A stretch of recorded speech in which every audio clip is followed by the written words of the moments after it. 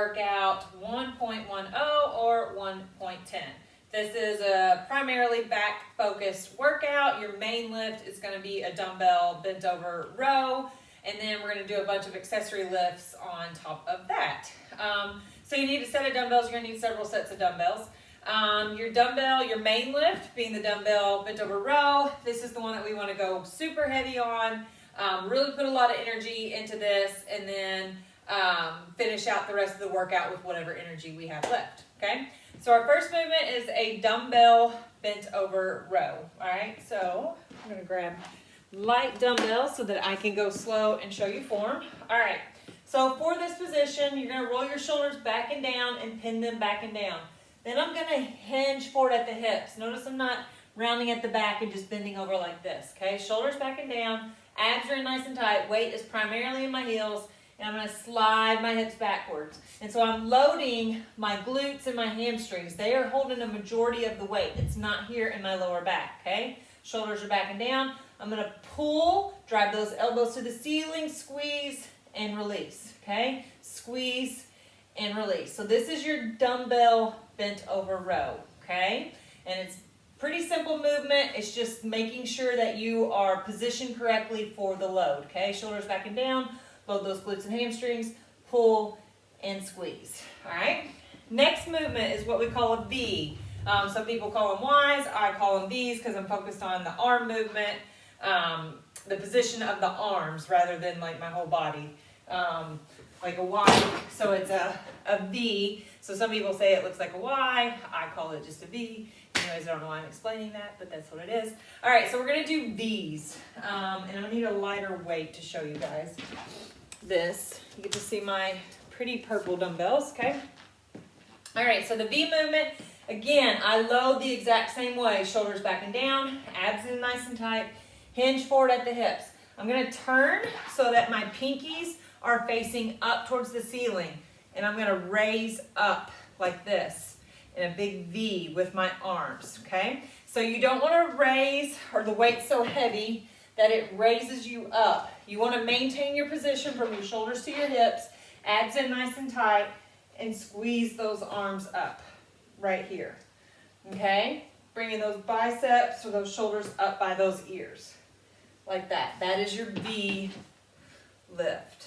All right, next movement is a push press. So push press just means that you can put your legs into the movement versus a strict overhead press, which means you can't use your legs. And what I mean by use your legs is you're like this. You put a little drop, little squat, we drive, and we press the weights over our head, okay? So push press, shoulder width apart, abs in nice and tight, small drop in those knees, drive and press. What that does, let me back up, is allow you to push a little bit more weight because you get a little bit more power from those legs driving those weights. So drop and press, drop and press, okay? That is your push press. When you're up in your press, make sure you are not arching your back like this. Make sure those glutes are tight, the pelvis is tucked under, but my knees are soft, okay? You need to be able to learn to tighten the glutes without squeezing those quads, two separate muscles.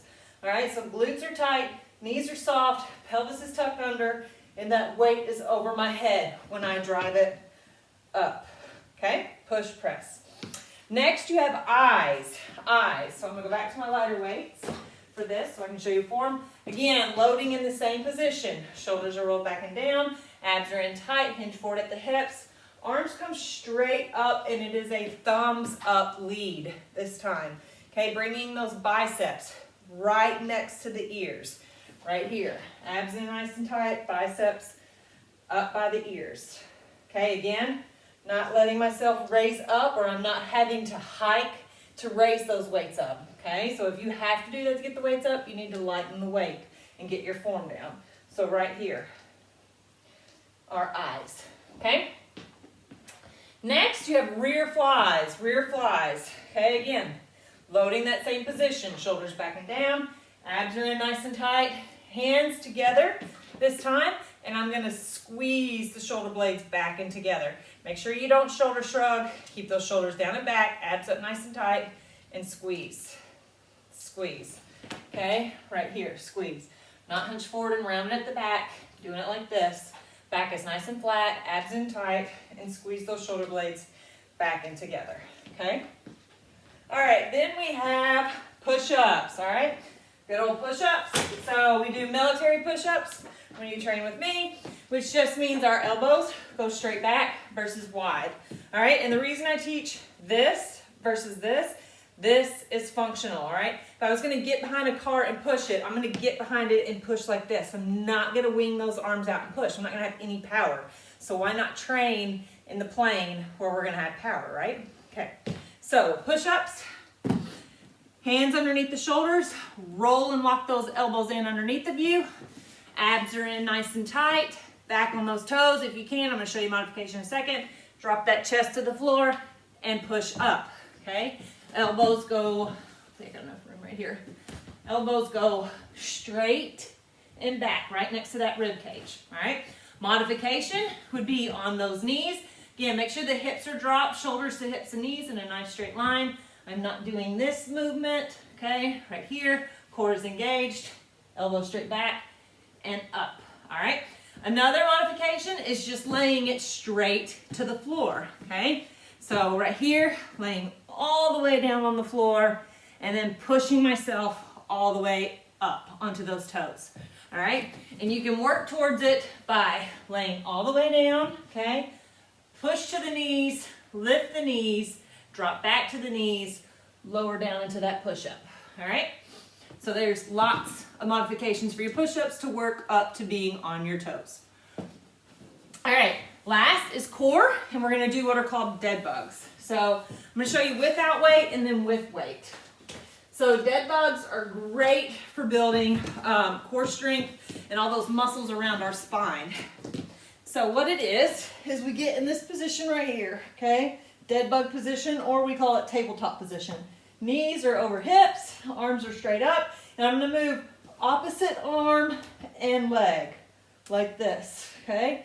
Opposite arm and leg. So this is weighted, this is a little more challenging, like this. You can put the weights down and just focus, but what you wanna focus is keeping that lower back flat in the floor, okay? There's no arch. I don't have any arch right here. I've engaged my core, braced my core like somebody's getting ready to punch me. Okay, it's in nice and tight, up like this, and hold that braced position while you're doing the dead bug. Okay, another variation is, let me show you with my ball. You can take a ball, med ball if you've got it, and you can hold it right here and keep that med ball held while you do the dead bug. This is probably the most challenging way to do it. All right, so again,